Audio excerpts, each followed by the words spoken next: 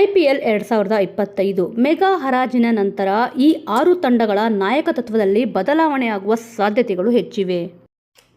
ಇನ್ನು IPL 2025ಕ್ಕೆ ಈಗಿನಿಂದಲೇ ತಯಾರಿ ಆರಂಭವಾಗಿದೆ. ಈ ವರ್ಷಾದ್ಯಂತದಲ್ಲಿ ಮೆಗಾ ಹರಾಜು ನಡೆಯಲಿದ್ದು, ಆ ಬಳಿಕ ಹಲವು ತಂಡಗಳಲ್ಲಿ ಮತ್ತೊಮ್ಮೆ ದೊಡ್ಡ ಬದಲಾವಣೆಯನ್ನು ಕಾಣಬಹುದಾಗಿದೆ. ಹಲವು ತಂಡಗಳು ಈಗಾಗಲೇ ಈ ಬದಲಾವಣೆಗಳನ್ನು ಆರಂಭಿಸಲು ಶುರು ಮಾಡಿದೆ. ಅದರಂತೆ ಈ 6 ತಂಡದ ನಾಯಕರು ಬದಲಾಗುವ ಸಾಧ್ಯತೆಗಳು ಹೆಚ್ಚಿದೆ. Royal Challengers Bengaluru Faf du Plessis ಆಟಗಾರನಾಗಿ ಮತ್ತು ನಾಯಕನಾಗಿ ಫ್ರಾಂಚೈಸಿಗೆ ಉತ್ತಮ ಕೆಲಸ ಮಾಡಿದ್ದಾರೆ ಎಂಬುದರಲ್ಲಿ ಸಂದೇಹವೇ ಇಲ್ಲ.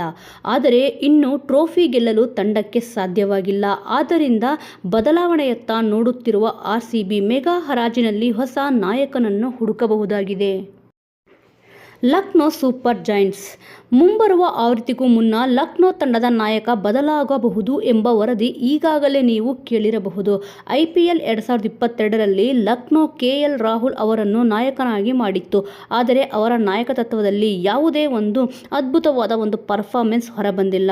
ಆದ ಕಾರಣ ಮುಂದಿನ IPLನಲ್ಲಿ ಲಕ್ನೋ ಸೂಪರ್ ಜೈಂಟ್ಸ್ ತಂಡದ ನಾಯಕನಾಗಿರುವ KL ರಾಹುಲ್ ಅವರನ್ನು ನಾಯಕ ಪಟ್ಟದಿಂದ ಕೆಳಗಿಳಿಸಬಹುದು ಎಂದು ಹೇಳಲಾಗುತ್ತಿದೆ.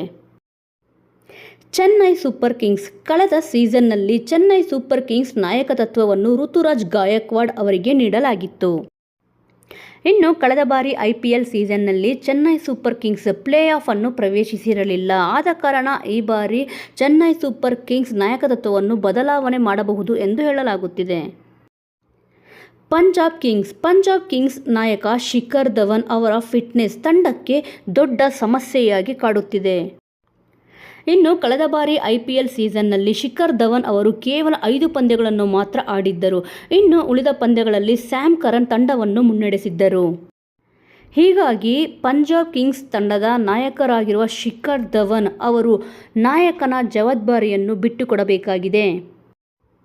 ಮುಂಬೈ ಇಂಡಿಯನ್ಸ್ ಕೂಡ ಕಳೆದ ಬಾರಿ IPL ಸೀಸನ್ನಲ್ಲಿ ನಾಯಕತ್ವವನ್ನು ಹಾರ್ದಿಕ್ ಪಾಂಡ್ಯಗೆ ನೀಡಲಾಗಿತ್ತು. ಆದರೆ ಅವರ ನೇತೃತ್ವದಲ್ಲಿ ತಂಡದ ಪ್ರದರ್ಶನ ವಿಶೇಷವಾಗಿರಲಿಲ್ಲ. ಕೊನೆಯ ಸ್ಥಾನದೊಂದಿಗೆ ತಂಡ ಟೂರ್ನಿಯಿಂದ ಹೊರಬಿದ್ದಿತ್ತು.